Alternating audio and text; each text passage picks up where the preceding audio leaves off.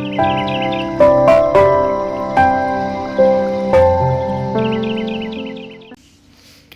Guys, good morning. Welcome back to my YouTube channel. Video ಮಾಡೋಕ್ಕಾಗಿಲ್ಲ, ಅದಕ್ಕೆ voice ಓವರೇ ಕೊಡ್ತಾಯಿದ್ದೀನಿ. So ಇವತ್ತು 16ನೇ ಸೋಮವಾರದ 2ನೇ ದಿನ. ಬೆಳಗ್ಗೆ ಬೇಗನೆ ಎದ್ದು ಎಲ್ಲ ನಾರ್ಮಲ್ ಎಲ್ಲ ಕ್ಲೀನ್ ಮಾಡ್ಕೊಂಡು ದೇವ್ರ ಮನೆ ಎಲ್ಲ ಸೆಟ್ ಮಾಡಿಕೊಂಡೆ. ಲಾಸ್ಟ್ ಟೈಮು ನಾನು ಫೋಟೋ ಇಟ್ಟಿರಲಿಲ್ಲ ಶಿವಂದು. ಈ ಸತಿ ಫೋಟೋ ಇಟ್ಟಿದ್ದೀನಿ. ಮತ್ತು ಒಂದು ಸ್ವಲ್ಪ ಡೀಟೇಲ್ ಅಂದರೆ ತುಂಬ ಡೀಟೇಲಾಗಿ ಏನು ಹಾಕಿಲ್ಲ, ಸ್ವಲ್ಪ ಡೀಟೇಲಾಗಿ ವೀಡಿಯೋ ಮಾಡಿದ್ದೀನಿ. ಅಂದರೆ ಕತೆ ಓದೋದೆಲ್ಲ ಒಂದು ಸ್ವಲ್ಪ ಹಾಕಿದ್ದೀನಿ. ವಿಡಿಯೋ ಎಂಡ್ ತನಕ ನೋಡಿ. ಯಾರ್ಯಾರು ಇನ್ನೂ ನನ್ನ ಚಾನಲ್ಗೆ ಸಬ್ಸ್ಕ್ರೈಬ್ ಮಾಡಿಲ್ಲ, ಸಬ್ಸ್ಕ್ರೈಬ್ ಮಾಡಿ. ಹಾಗೆ ಪಕ್ಕದಲ್ಲಿರೋ ಬೆಲ್ ಐಕನ್ನ ಪ್ರೆಸ್ ಮಾಡಿ, ಸೊ ದಟ್ ನಾನು ಯಾವುದೇ ವಿಡಿಯೋ ಅಪ್ಲೋಡ್ ಮಾಡಿದ್ರೂ ಅದು ನಿಮಗೆ ನೋಟಿಫೈ ಆಗುತ್ತೆ. ಸೊ ನಾನೆಲ್ಲ ರೆಡಿ ಮಾಡ್ಕೊತಾ ಇದ್ದೀನಿ, ಹೂವು ಎಲ್ಲ ಹಾಕಿ. ಫಸ್ಟು ಹೇಳ್ದಂಗೆ ಗಣೇಶನ ರೆಡಿ ಮಾಡ್ಕೊಬೇಕು.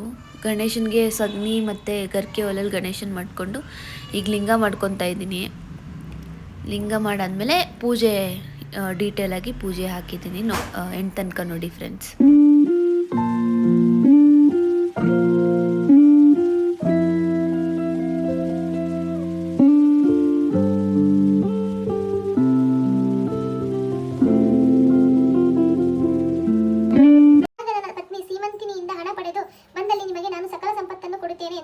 ಆದರೆ ಆ ಯುವಕರಿಗೆ ಮಾರು ವೇಷದಿಂದ ಹಣ ಸಂಪಾದಿಸಲು ಇಷ್ಟವಿರಲಿಲ್ಲ.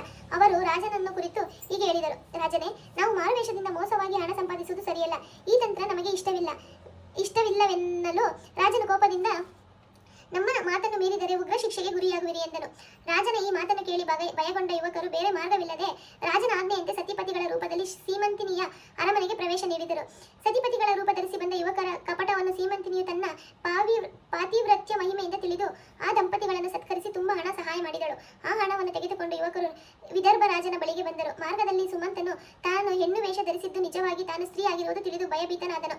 ಅನಂತರ ಸುಮಂತನು ತನ್ನ ಗೆಳೆಯ ಸುಮೇಧನನ್ನು ರತಿಕ್ರೀಡೆಗೆಂದು ಆಹ್ವಾನಿಸಿದನು. ಇದನ್ನು ಕಂಡ ಸುಮೇಧನು ಆಶ್ಚರ್ಯಗೊಂಡು ಸುಮಂತನಿಗೆ ಹೀಗೆ ಹೇಳಿದನು: ಏ ಗೆಳೆಯ, ನೀನು ಬರೀ ಸ್ತ್ರೀ ವೇಷಧಾರಿಯಷ್ಟೇ, ಆದರೆ ನಿಜವಾಗಿ ಸ್ತ್ರೀ ಅಲ್ಲ ಎಂದು ಎಚ್ಚರಿಸಲು ಅದಕ್ಕೆ ಸುಮಂತನು ಹೀಗೆ ಉತ್ತರಿಸಿದನು: ನಾನು ಈಗ ನಿಜವಾದ ಸ್ತ್ರೀ ಆಗಿರುವೆನು ಎಂದು ತಿಳಿಸಿದನು. ಸುಮೇಧನನ್ನು ಆಲಂಗಿಸಿಕೊಂಡಳು. ಸುಮೇಧನನಿಗೆ ದಿಕ್ಕೆ ತೋಚದಂತೆ ಆಯಿತು. ನಂತರ ಅವರವರ ಸ್ಥಳಗಳನ್ನು ತಲುಪಿದರು. ಈ ವಿಷಯ ತಿಳಿದ ಸುಮಂತನ ತಂದೆಗೆ ವಿದರ್ಭ ರಾಜನ ಮೇಲೆ ತುಂಬಾ ಕೋಪಗೊಂಡು ಮನಸ್ಸಿನಲ್ಲಿಯೇ ದೂಷಿಸಿದನು. ಸುಮಂತನ ತಂದೆಗೆ ದಿಕ್ಕೆ ತೋಚದಂತಾಗಿ ಆಸ್ಥಾನ ಪುರೋಹಿತರು ಹಾಗೂ ಇತರೆ ವಿದ್ವಾಂಸರುಗಳನ್ನು ಈ ರೀತಿಯಾಗಲು ಕಾರಣವೇನೆಂದು ವಿಚಾರಿಸಲು ಅವರು ಹೀಗೆ ಹೇಳುತ್ತಾರೆ: ಶಿವಭಕ್ತರಿಗೆ ಸುಳ್ಳು ಹೇಳಿ ನಾಟಕ ಆಡಿದ್ದರ ಫಲ ಇದಾಗಿದೆ. ಸೀಮಂತಿನಿಯು ಆಚರಿಸಿದ 16 ಸೋಮವಾರ ವ್ರತವನ್ನು ನೀನು ಆಚರಿಸಿ ಶಿವನ ಕೃಪೆಗೆ ಪಾತ್ರನಾಗು, ಆಗ ಈ ನಿನ್ನ ಸಂಕಟ ನಿವಾರಣೆಯಾಗುತ್ತದೆ ಎಂದು ತಿಳಿಸಿದರು. ಅವರ ಸಲಹೆಯಂತೆ ಸಾರಸತ್ವನು 16 ಸೋಮವಾರ ವ್ರತ ಆಚರಿಸಲು ಪರಮೇಶ್ವರನು ಆತನ ಶ್ರದ್ಧಾಭಕ್ತಿಗೆ ಒಲೆಯಲು ಸಾರಸತ್ವನು ಶಿವನಲ್ಲಿ ಕುರಿತು ಹೀಗೆ ಪ್ರಾರ್ಥಿಸಿ ತನ್ನ ಮಗನಿಗೆ ಒದಗಿ ಬಂದ ಕಷ್ಟ ನಿವಾರಣೆ ಮಾಡಬೇಕೆಂದು ಶಿವನಲ್ಲಿ ಪ್ರಾರ್ಥಿಸಲು, ಆಗ ಶಿವನ: ಎಲೆ ಸಾರಸತ್ವನೇ, ನನ್ನ ಭಕ್ತರ ಮಾತನ್ನು ನಾನು ಮೀರಲಾರೆ. ಆಗಿದ್ದಾಯಿತು, ನಿನಗೆ ಇನ್ನೊಬ್ಬ ಮಗನನ್ನು ಕರುಣಿಸುವೆ. ಈಗ ಈ ಸುಮಂತ ಸುಮೇಧರರಿಗೆ ವಿವಾಹ ನೆರವೇರಿಸಿ ಎಂದು ನುಡಿದು ಅಂತರ್ಧಾನನಾದನು.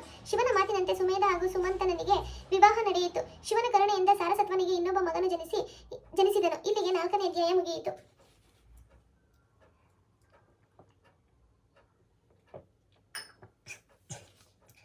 5ನೇ ಅಧ್ಯಾಯ. ಈ ವ್ರತ ಪ್ರಭಾವದ ಬಗ್ಗೆ ಇನ್ನೊಂದು ಇತಿಹಾಸವನ್ನು ಸೂತರು ಋಷಿಗಳಿಗೆ ಈ ರೀತಿಯಾಗಿ ನಿರೂಪಿಸಿದರು. ಪೂರ್ವದಲ್ಲಿ ತಪೋಧನನಾದ ಮೃಕಂಡನೆಂಬ ಒಬ್ಬ ಋಷಿ ಇದ್ದನು.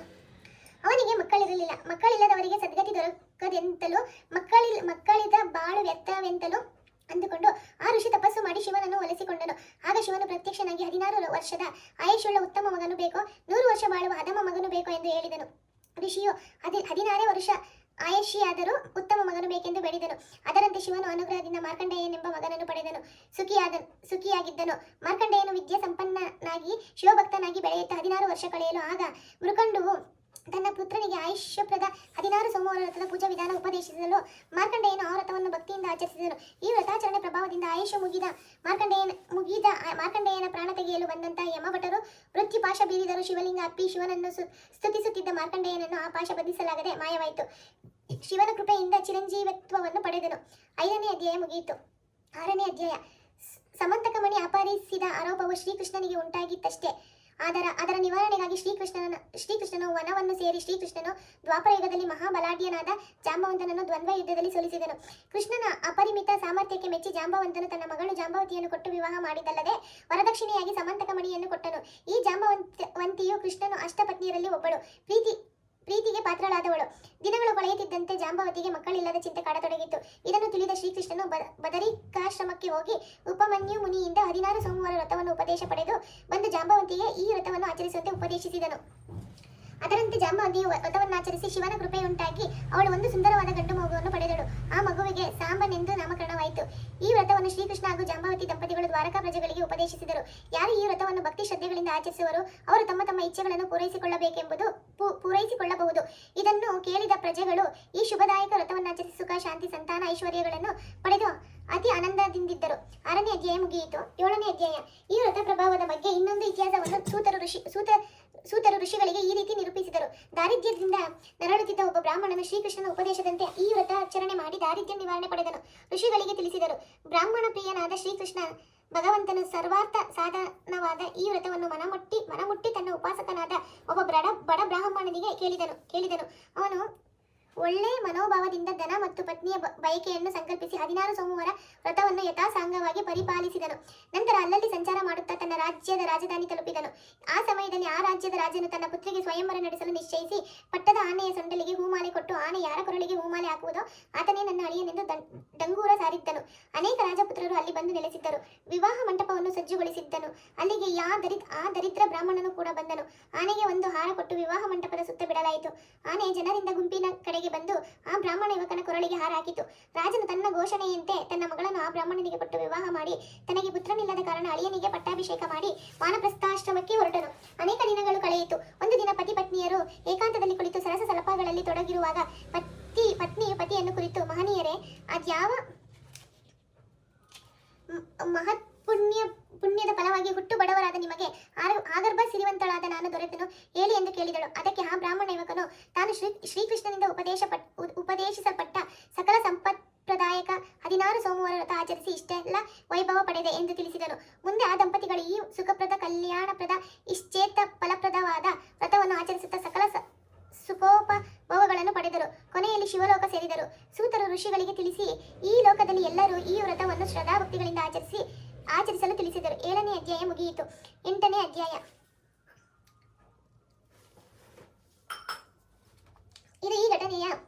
ಇದು ಈ ಘಟನೆ ಬಹಳ ಹಿಂದೆ ನಡೆದ ಪ್ರಸಂಗವಾಗಿದೆ.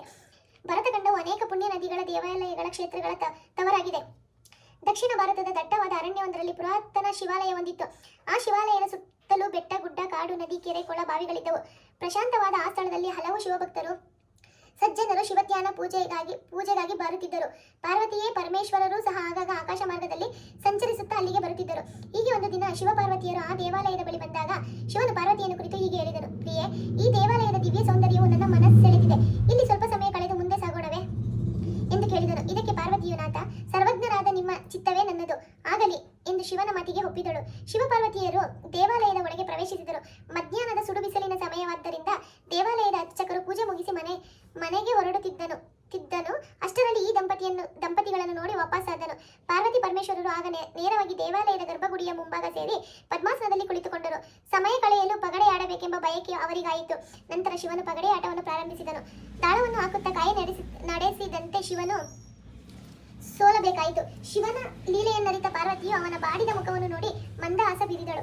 ಪಗಡೆಯಾಟದ ಚಮತ್ಕಾರಗಳನ್ನು ದೇವಾಲಯದ ಅರ್ಚಕರು ನೋಡಿ ಆಶ್ಚರ್ಯಚಕಿತನಾದ. ಇಂತಹ ಆಟವನ್ನು ಅವನು ನೋಡಿಯೇ ಇರಲಿಲ್ಲ.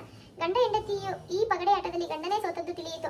ಆಗ ಶಿವನು ಅರ್ಚಕನಿಗೆ ಸಾಮಾನ್ಯ ಮನುಷ್ಯನಂತೆ, ಸ್ವಾಮಿ, ಈ ಪಗಡೆ ಆಟದಲ್ಲಿ ಯಾರು ಗೆದ್ದವರು, ಯಾರು ಸೋತವರು, ನೀವೇ ಹೇಳಿ ಎಂದನು. ಅರ್ಚಕನಿಗೆ ಆ ಮನುಷ್ಯನ ಮಾತು ಕೇಳಿ ಸ್ವಲ್ಪ ಭಯವಾಯಿತು. ತಾನು ಹೆಣ್ಣಿನ ಪರವಾಗಿ ಹೇಳಿದರೆ ಆ ಅಜಾನುಭಾವವಾದ ಈ ಗಂಡಸು ತನ್ನನ್ನು ಏನು ಮಾಡಬಿಡುವನೋ ಎಂದು ಒಂದು ಸಣ್ಣ ಸುಳ್ಳನ್ನು ಹೇಳಿ ತನ್ನನ್ನು ರಕ್ಷಿಸಿಕೊಂಡರಾಯಿತು ಎಂದುಕೊಂಡು ಈ ರೀತಿ ಹೇಳಿದನು. ಸ್ವಾಮಿ, ಈ ಪಗಡೆ ಆಟದಲ್ಲಿ ಗೆದ್ದವರು ನೀವೇ ಸ್ವಾಮಿ, ಇದಕ್ಕೆ ನಾನೇ ಸಾಕ್ಷಿ ಎಂದು ಬಿಟ್ಟನು. ಈ ಮಾತನ್ನು ಕೇಳಿದ ಗಿರಿಜೆಗೆ ಕೋಪ ಬಂದು ಪೂಜಾರಿಗೆ ಈ ರೀತಿ ನುಡಿದಳು. ಸುಳ್ಳು ಹೇಳಲು ನಿನಗೆ ನಾಚಿಕೆಯಾಗೋದಿಲ್ಲವೇ? ನೀನು ಮಾಡಿದ ತಪ್ಪಿಗಾಗಿ ನಿನಗೆ ಕುಷ್ಠರೋಗ ಬರಲಿ ಎಂದು ಶಪಿಸಿದಳು. ನಂತರ ಅಂತರ್ಧಾನಳಾದಳು. ಶಿವನು ಸಹ ಪಾರ್ವತಿ ಜೊತೆ ಮಾಯವಾಗಿ ಹೋದನು. ಪೂಜಾರಿಗೆ ತನ್ನ ತಪ್ಪಿನ ಅರಿವಾಯಿತು. ತಾನು ನಿಜ ಹೇಳಬೇಕಿತ್ತೆಂದು ತುಂಬಾ ಪೇಚಾಡಿದನು. ಸ್ವಲ್ಪ ಸಮಯದ ನಂತರ ಪಾರ್ವತಿಯ ಶಾಪಕ್ಕೆ ಒಳಗಾದ ಪೂಜಾರಿಯು ಕುಷ್ಠರೋಗ ಪೀಡಿತನಾದನು. ಮೈಯೆಲ್ಲ ಉರಿ ನೆವೆ ಆರಂಭವಾಯಿತು. ಒಂದೇ ವಾರದಲ್ಲಿ ಅವನ ಆಕಾರವೇ ಬದಲಾಗಿ ಹೋಯಿತು. ಜಗನ್ಮಾತೆಯ ಶಾಪ ತಟ್ಟಿ ಪೂಜಾರಿಯು ಬಳಲಿ ಬೆಂಡಾಗಿ ಹೋದನು. ಏನು ಪರಿಹಾರ ಕಾಣಲಾಗದೆ ದೇವಾಲಯ ಮೂಲೆಯಲ್ಲಿ ಬಿದ್ದುಕೊಂಡು ದುಃಖಿಸುತ್ತಿದ್ದನು. ದೇವಾಲಯಕ್ಕೆ ಒಬ್ಬಳು ಹೆಂಗಸು ಪೂಜಾ ಸಾಮಗ್ರಿ ಹಾಗೂ ಹೂವನ್ನು ತೆಗೆದುಕೊಂಡು ಬಂದಳು. ಅರ್ಚಕನ ಈ ವ್ಯವಸ್ಥೆಯನ್ನು ನೋಡಿ ಆಕೆಗೆ ಕನಿಕರ ಮೂಡಿತು. ಆಕೆಯೇ ಪಾರ್ವತಿ ಮಾಯಾರೂಪ ಧರಿಸಿ ಬಂದಿರುವಳೆಂದು ಯಾರಿಗೂ ತಿಳಿಯದು. ಹೂವಾಡಗಿತ್ತಿನ ರೂಪ ತುಂಬಾ ವಿಶೇಷವಾಗಿತ್ತು. ಇದುವರೆಗೂ ಆ ಊರಿನಲ್ಲಿ ಅಂತಹ ಹೂವಾಡಗಿತ್ತಿಯನ್ನು ಪೂಜಾರಿ ಎಲ್ಲೂ ನೋಡಿರಲಿಲ್ಲ. ಅವನು ಈ ಹೂವಾಡಗಿತ್ತಿಯನ್ನು ಪಾರ್ವತಿಯೇ ಇರಬಹುದೆಂದು ನಂಬಿದನು. ಅರ್ಚಕನು ಆ ಹೆಂಗಸನ್ನು ನೋಡಿ, ತಾಯಿ, ನೀನು ಸಾಮಾನ್ಯಳಂತೆ ಕಾಣುತ್ತಿಲ್ಲ. ನನ್ನ ಸುಳ್ಳಿಗೆ ಈಗ ಶಿಕ್ಷೆಯಾಗಿದೆ. ಇದಕ್ಕೆ ಏನಾದರೂ ಪರಿಹಾರ ಸೂಚಿಸು ಎಂದು ಆಕೆಯನ್ನು ಪರಿಪರಿಯಾಗಿ ಬೇಡಿಕೊಂಡನು. ಆಕೆ ಪೂಜಾರಿಗೆ ಸಮಾಧಾನ ಹೇಳಿ, ಅಯ್ಯೋ, ಚಿಂತಿಸದಿರು. ಪಾಪಕ್ಕೆ ಪ್ರಾಯಶ್ಚಿತ್ತವೇ ಪರಿಹಾರವಾಗಿದೆ. ನೀನು ಶಿವಪಾರ್ವತಿಯನ್ನು ಒಲಿಸಿಕೊಂಡು ಅವರ ಅನುಗ್ರಹದಿಂದ ನೀನು ಈ ರೋಗವನ್ನು ಪರಿಹರಿಸಿಕೊಳ್ಳಬಹುದು ಎಂದು ನುಡಿದಳು. ಅಮ್ಮ, ಅಂತಹ ಉಪಾಯ ಏನಾದರೂ ಇದ್ದರೆ ನನಗೆ ತಿಳಿಸು ಎಂದು ಬೇಡಿಕೊಂಡನು. ಆಗ ಆ ಹೆಂಗಸು 16 ಸೋಮವಾರ ವ್ರತಗಳ ಕಥೆಯನ್ನು ಹೇಳತೊಡಗಿದಳು. ಅಯ್ಯ, ಇದು ಮಹಾಶಕ್ತಿಶಾಲಿ ವ್ರತವಾಗಿದೆ. ಈ ವ್ರತವನ್ನು ಆಚರಿಸಲು ಕೆಲವು ನಿಯಮಗಳನ್ನು ಅನುಸರಿಸಬೇಕು. ಈ ವ್ರತಾಚರಣೆ ಮಾಡುವವರು ಸೋಮವಾರ ಮುಂಜಾನೆ ಸೂರ್ಯೋದಯಕ್ಕೆ ಮುನ್ನ ಹಾಸಿಗೆಯಿಂದೆದ್ದು ಸ್ನಾನಾದಿಗಳನ್ನು ಮುಗಿಸಬೇಕು. ನಂತರ ಹುತ್ತದ ಬಳಿಗೆ ಹೋಗಿ ಮೃತ್ತಿಕೆಯನ್ನು ತರಬೇಕು. ಜೊತೆಗೆ ಹೂಪತ್ರೆಗಳನ್ನು ಸಂಗ್ರಹಿಸಿ ತರಬೇಕು. ನೈವೇದ್ಯಕ್ಕಾಗಿ ಬೆಲ್ಲ, ತುಪ್ಪ, ಗೋಧಿ, ಕಣಕ ಸೇರಿಸಿ ಉಂಡೆಗಳನ್ನು ಸಿದ್ಧಪಡಿಸಿಕೊಳ್ಳಬೇಕು. ಸೋಮವಾರ ಬೆಳಗಿನಿಂದ ಉಪವಾಸವಿದ್ದು ಸಂಧ್ಯೆ ಪ್ರಕ್ಷಕಾಲದಲ್ಲಿ ಮತ್ತೆ ಸ್ನಾನ ಮಾಡಬೇಕು. ಹುತ್ತದ ಮಣ್ಣಿನಿಂದ ಶಿವಲಿಂಗವನ್ನು ಮಾಡಿ ಆ ಶಿವಲಿಂಗಕ್ಕೆ ಧ್ಯಾನ, ಆವಾಹನೆ ಮೊದಲಾದ ಷೋಡಶೋಪಚಾರ ಪೂಜೆಯನ್ನು ಸಾಂಗವಾಗಿ ಮಾಡಬೇಕು. ಗುಲಾಪಾವಟೆ ಉಂಡೆಯನ್ನು ಶಿವನಿಗೆ ನೈವೇದ್ಯವಾಗಿ ಭಕ್ತಿಯಿಂದ ಅರ್ಪಿಸಬೇಕು ಎಂದು ಹೇಳಿದಳು. ಶಿವಲಿಂಗವನ್ನು ಭಯಭಕ್ತಿ ಹಾಗೂ ನಿಷ್ಠೆಯಿಂದ ಪೂಜಿಸಿದ ಬಳಿಕ ನೈವೇದ್ಯವಾದ ಗುಲಾಪಾವಟಿ ಉಂಡೆಯ ಅರ್ಧ ಭಾಗವನ್ನು ಹಸುವಿಗೆ ಇಡಬೇಕು. ಉಳಿದ ಪ್ರಸಾದವನ್ನು ಭಕ್ತರು ಸೇವಿಸಬೇಕು. 16 ಸೋಮವಾರ ವ್ರತಾಚರಣೆ ಮಾಡುವವರು ಉಪ್ಪು ಬೆರೆತ ಆಹಾರವನ್ನು ಸೇವಿಸಬಾರದು. ಶಿವಪ್ರಸಾದವನ್ನಲ್ಲದೆ ಬೇರೆ ಯಾವ ಆಹಾರವನ್ನು ಸೇವಿಸಬಾರದು. ಪೂಜೆಯ ನಂತರ ಕತೆ ಓದಬೇಕು. ನಂತರ ನೆಲದ ಮೇಲೆ ಮಲಗಬೇಕು. ಹೀಗೆ 16 ಸೋಮವಾರಗಳು ತಪ್ಪದೇ ವ್ರತವನ್ನಾಚರಿಸಬೇಕು. ಯಾವಾಗಲೂ ಭಕ್ತಿಯಿಂದ ಮಾಡಿದ ಪೂಜೆಗೆ ನಿಶ್ಚಿತವಾದ ಫಲಗಳಿವೆ. 16 ಸೋಮವಾರಗಳು ಇದೇ ರೀತಿ ಪೂಜಿಸಿ 17ನೆಯ ಸೋಮವಾರ ಪ್ರತ್ಯೇಕವಾದ ಶಿವಲಿಂಗವನ್ನು ಹೊಳೆಯಲ್ಲಿ ಅಥವಾ ನೀರಿರುವ ಬಾವಿಯಲ್ಲಿ ವಿಸರ್ಜನೆ ಮಾಡಬೇಕು. ನೈವೇದ್ಯಕ್ಕಾಗಿ ಅರ್ಧ ಸೇರು ಗೋಧಿ ಹಿಟ್ಟು ಹುರಿದಿದ್ದು ಅದಕ್ಕೆ ತಕ್ಕಷ್ಟು ಬೆಲ್ಲ, ತುಪ್ಪಗಳನ್ನು ಕೂಡಿಸಿದ ಗುಳಪಪ್ಪಡಿಯನ್ನು ಉಪಯೋಗಿಸಬೇಕು. ಎಲ್ಲವನ್ನು ಶಿವಲಿಂಗಕ್ಕೆ ನೈವೇದ್ಯ ಮಾಡಬೇಕು. ಅನಂತರ ಅದರಲ್ಲಿ 3 ಭಾಗ ಮಾಡಿ ಒಂದು ಪ್ರಸಾದದ ರೂಪವಾಗಿ ಎಲ್ಲರಿಗೂ ಕೊಡಬೇಕು. ಇನ್ನೊಂದು ಆಕಳಿಗೆ ಕೊಡಬೇಕು. 3ನೇ ಭಾಗವನ್ನು ವ್ರತಸ್ಥರು ಸ್ವೀಕರಿಸಬೇಕು. ಹೀಗೆ ಹೂವಾಡಗಿತ್ತಿ ಅರ್ಚಕನಿಗೆ 16 ಸೋಮವಾರ ವ್ರತಕಥೆಯನ್ನು ನಿರೂಪಿಸಿದಳು. ಅಯ್ಯ, ನೀನು ಈ ವ್ರತವನ್ನು ಬಿಡದೆ ಭಕ್ತಿಯಿಂದ ಆಚರಣೆ ಮಾಡು. ಇದರಿಂದ ನಿನ್ನ ಕುಷ್ಠರೋಗವು ನಿವಾರಣೆಯಾಗಿ ಸಕಲ ಅಭೀಷ್ಟಗಳು ಸಿದ್ಧಿಸುತ್ತವೆ ಎಂದು ಹೇಳಿ ತಾನು ತಂದಿದ್ದ ಪೂಜಾ ಸಾಮಗ್ರಿಯಿಂದ ಶಿವನ ಪೂಜೆ ನೆರವೇರಿಸಿ ಅಲ್ಲಿಂದ ಹೊರಟು ಹೋದಳು. ಪೂಜಾರಿಗೆ ಹೂವಾಡಗಿತ್ತಿ ಹೇಳಿದ 16 ಸೋಮವಾರ ವ್ರತದ ಮೇಲೆ ನಂಬಿಕೆ ಬಂತು. ಮಾರನೆಯ ದಿನ ಸೋಮವಾರವಾದ್ದರಿಂದ ಅಂದಿನಿಂದ ಈ ವ್ರತ ಆಚರಣೆ ಮಾಡಲು ನಿರ್ಧರಿಸಿ ಆಚರಿಸಲು ಪ್ರಾರಂಭಿಸಿದನು. ಎಷ್ಟು ಅಡಚಣೆಗಳು ಬಂದರೂ ವ್ರತವನ್ನು ಮುಂದುವರೆಸಿದನು. ಅವನ ರೋಗವು ಗುಣವಾಯಿತು. ಇದರಿಂದ ಅರ್ಚಕನಿಗೆ ಶಿವನ ಮೇಲಿನ ಭಕ್ತಿ ಹೆಚ್ಚಾಯಿತು. ಇದಕ್ಕೆಲ್ಲ ಜಗನ್ಮಾತೆ ಪಾರ್ವತಿಯೇ ಕಾರಣಳಾದಳು. ಅರ್ಚಕನ ಕುಷ್ಠರೋಗ ನಿವಾರಣೆ ಆದ ನಂತರ ಅವನು ಸುಂದರನಾಗಿಯೂ ದೃಢಾಂಗನೂ ಆಗಿ ಕಂಗೊಳಿಸಿದನು. ಅವನ ಜ್ಞಾನ ಭಕ್ತಿಗಳು ಅಭಿವೃದ್ಧಿಯಾದವು. ಅರ್ಚಕನ ಚರ್ಮರೋಗವು ಪೂರ್ಣವಾಗಿ ಗುಣವಾಯಿತು. ಅವನು ಈ ವ್ರತದ ಮಹಿಮೆಯನ್ನು ಎಲ್ಲರಿಗೂ ವಿವರಿಸಿದನು. ಇಲ್ಲಿಗೆ 8ನೇ ಅಧ್ಯಾಯ ಮುಗಿಯಿತು. ಶಿವಧ್ಯಾನ. ಒಂದೇ